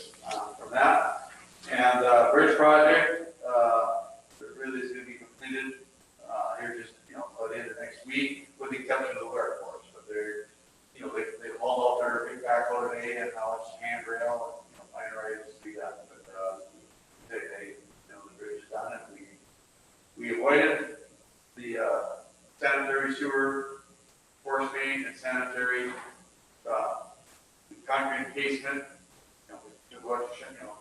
Got it insulated, so it worked out. So that was nice that we didn't have to go through a major decision on what to do with that, so. What's the holdup on the paving on Hazel? Well, on Hazelwood, right now, Knife River is waiting for, land leader to be done with the bridge here. So that they raised the grade, he raised up, so. So are the sewer connections, are they in across the road, across the street, up and down the street? I can't tell you that, I didn't ask Joe about that question. D. Chantel hasn't been here and put in the actual stubs yet. Okay, I think that is also, Stubs are holding it up, isn't that the idea? I think that's also a problem with it, with getting paved at this time. I think D. Chantel's gonna be here Friday is the last I heard. But the pipe is in the ground. The main pipe is in the ground, but what has to happen now is that there's stubs that come off of that to go to the various properties, so that when their septic finally fails, they don't have to tear up the road to connect. So, But that's holding up paving because you gotta cut through the road yes. with those. Yeah. That's what I was wondering. yeah, no, thank you. Is there a time limit on construction of that project? And so many working days or a certain date or anything? Yeah, we did substantial completion date, I believe it's about October 10th for, for Hazelwood Drive, so. I understand. Yeah, contractor has put a bit of time. Well, it's a lot. Well, it's just kind of a general washboard all the way down through there now. And they water it once in a while, but I feel sorry for those people that live on that stretch. It's dusty. There's no reason that they can't finish that off. They get the sewer guy. Can they put some pressure on it? Well, I mean, we can put, I'll say put pressure on, I have to, we have to get the bridge done. But it's basically done. Yes. You know, you've got the last five in there now, I think. Yes, yep, no, it's the handrail, we, you know, do the finish so that we can get the base course in. So, I just, you know, that I go along that road quite often and nothing being done. All they did was take the, you know, the asphalt off and that's kind of where it's sat. Quite a while. yes, no, I all feel the kind of same. bad for the people who live there because it's all washboards. They could at least take a blade or something once in a while and smooth it. Makes people drive slower. Well, that True. was- That, I know, but it was, I'm curious why the South Police Department had the radar speed limit thing. Yeah, I know. yeah. It's still sitting there, I think. Oh, is that? I'm living right on Complaints. Hazelwood right now. Speed, people are flying through there. On Hazelwood?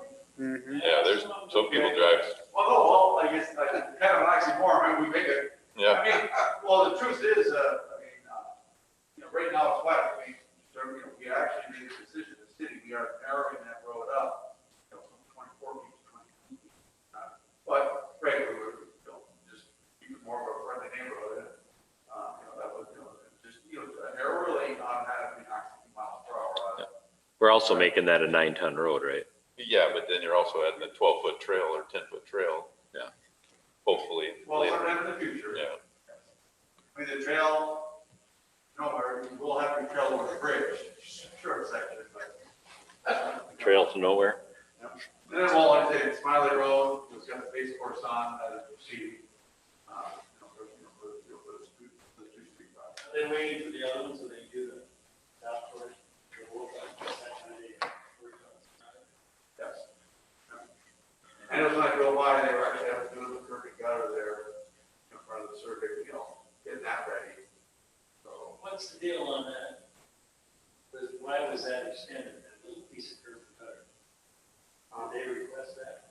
no, because essentially, well, I should say they, probably, you know, two springs ago, they said, when they built and put their, you know, plant and money, they put in their stormwater basin.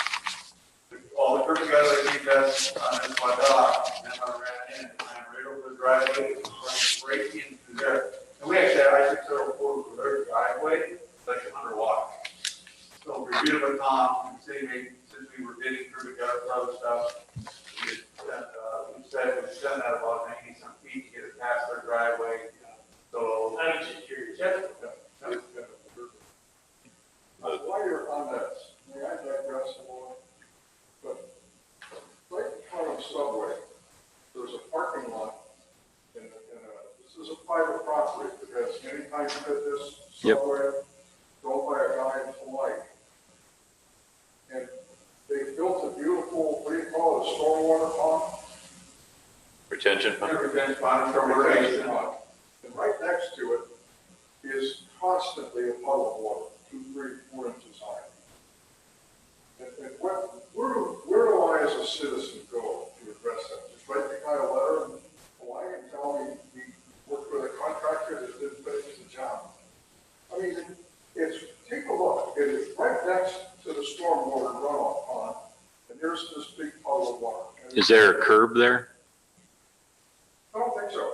Okay. I feel like I could take a damn hand shovel and you know, trowel a little cloth down in there. It's gonna be a breeder, mosquito breeder pond someday. But what do I do about that as a private citizen? Don't look at it. Talk to the mayor? Don't look at it. That's what he said. Don't look at it.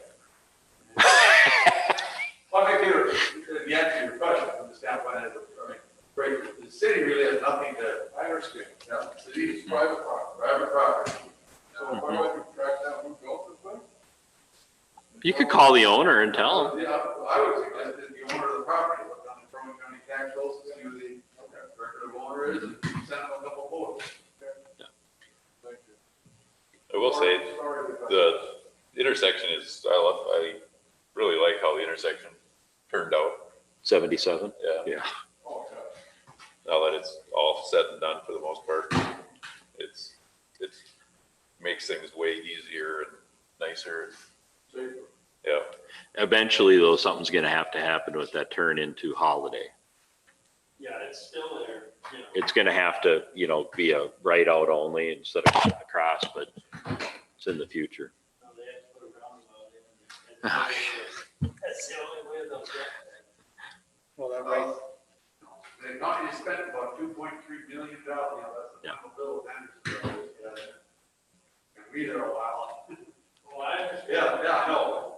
But It's really only a huge issue, 3 months out of the year, and then busy weekends. But, you know, it's just that, But it's getting to be more and more maybe, the traffic on City Street is unbelievable. it's like a yellow light. You hurry up and go faster. I mean, it's far as our. as soon as a few more of these get built, it'll be worse. Okay, Just a quick question, Mark, on the bridge.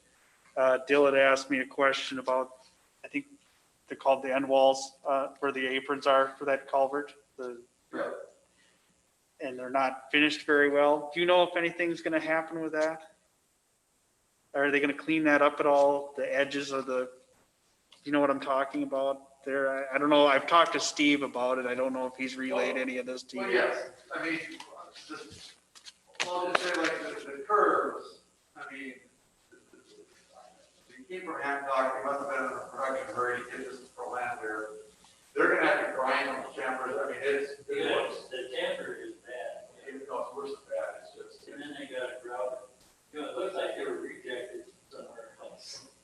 Well, what it looks like is that instead of, when they did the formwork at the precast company, instead of, forming chambers, like they did up a nice cast ice wall, they let the concrete kind of set up, and then somebody took a bloody board kind of an angle, just did Yeah, this. the wall that they put in, they did a nice job on. Yeah, I think we're, so that was, already made, the contractor grumbled, but I mean, come on, you're a professional contractor, it's gonna take somebody, 30 minutes, 45 minutes for the, wheel grinder.